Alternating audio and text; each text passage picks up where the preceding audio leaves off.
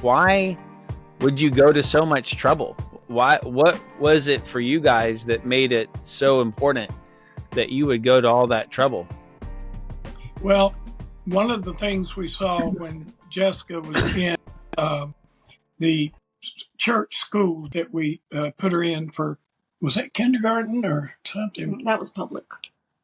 Oh, anyway, she started coming home with words that we don't say in our house, and coming home doing little dances and twerking around in the house. And we're going, "Where'd you get this?" And she said, "It's school. I heard so and so say Yeah. it or what." And I thought, I don't like this. I think the kids would be better off at home. And well, also we found a community. Yeah, we did. And we were really considered kind of we had to tell our doctors. It took a lot of courage, and without that community, I don't know that I would have been able to do it. It was so rare at that time. But because we had a small community that we all supported each other, we were able to just do the next thing and the next thing and press on. Matt, I don't know if you know how hard it was during that time. Somebody may have already said, but nobody would tell you they homeschooled. It was illegal. So you couldn't get people to let you know. It's an underground kind of thing. Yeah. And it was just, it was for years. Nobody wanted to be on any list. They'd come to NCHE even after we had it going, but they didn't want to put their name down or anything like that. It was very dangerous. No, it was an odd time. So tell me about your involvement with NCHE and any of your memories of how NCHE got started. I have this memory of them walking up to us outside the church where we met. We had a small NCHE conference. Very few families. I don't know. I'm thinking maybe 30 couples.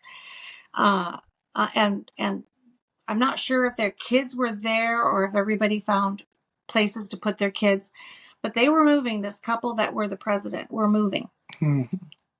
And they couldn't find anybody to take their place. And they saw us sitting outside, brought us the homeschool sign, and they put it down beside us and they said, "Tag, you're it."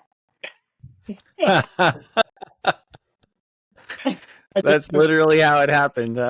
So do you remember, do you have any other early memories of your own experience or NCHE or maybe any of those early conferences? They kept getting bigger. Yeah. Grew really fast during that time. Yeah. And we had a couple of by the Moores and yeah, Raymond Moore. You're familiar with that name, I'm sure. He and his wife came down. I think I might have been president or one of the offices. I had several different offices over the years, but he came down and spoke.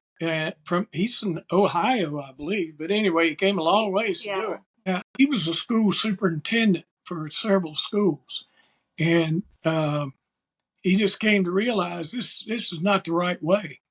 And they wrote a book, didn't they? And you got it. I know we had Jerry Lucas speak. Who you probably don't know who that is, but he was an unbelievable basketball player in the pros. And he came down and spoke with us, and that was a good, interesting time. I got to take him around to where he's going to speak and everything, so I got to talk to him personally. That was fun. But, that's neat. But he really believed in what we're doing too. One last question is what would you say to the young parents who are homeschooling now? As you look back on your experience, what kind of encouragement or thoughts would you give to them? Well, I'd say one thing, to do it right is hard, but it doesn't take as much time as it does in schools because they have so many things they have to do. You can really shorten the actual school hours, but it's not easy. It was tough. And they need to understand that going in because they just think they can sit around and the kids will do all their work. That didn't work for us. And I think it won't work for many, but it may.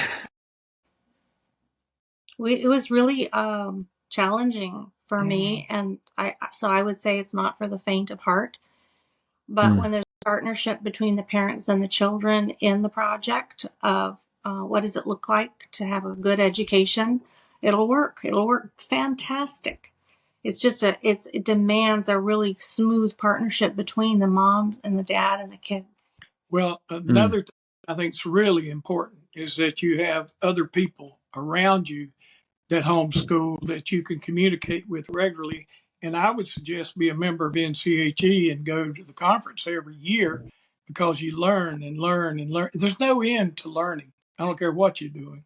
And we enjoyed the conferences. We learned a lot every time we went. So I think that's I'd put it high on the list of, you got to have communication with people, and you sure meet them there.